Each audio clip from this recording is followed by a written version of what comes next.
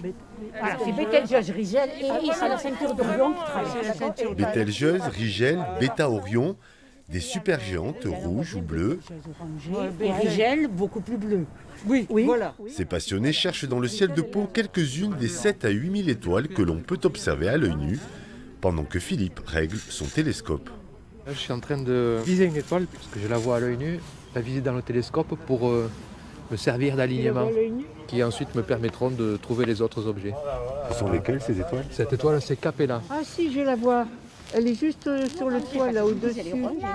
Ces instruments permettent de rapprocher de la vision humaine les 200 milliards d'étoiles de notre galaxie. Ah, c'est fabuleux. Oui, là, c'est impeccable. Qu'est-ce que vous avez vu dans le télescope? Jupiter et 4 de ses lunes. Et c'est la première fois que j'ai l'occasion de le faire ici. Oui. Ça fait drôle, ça fait plaisir déjà, parce qu'il y a un ville.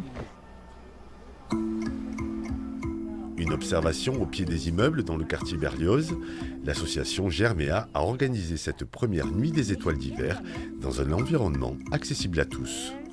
Le ciel, il ne faut pas forcément aller très haut en montagne. On peut aussi découvrir le ciel étoilé, en ville.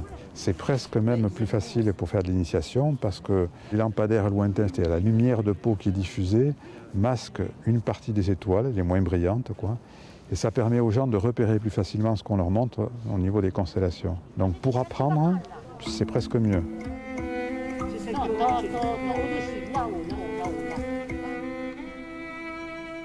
Et pour ceux qui voudraient garder la tête dans les étoiles, Germéa propose toute l'année des activités autour de l'astronomie.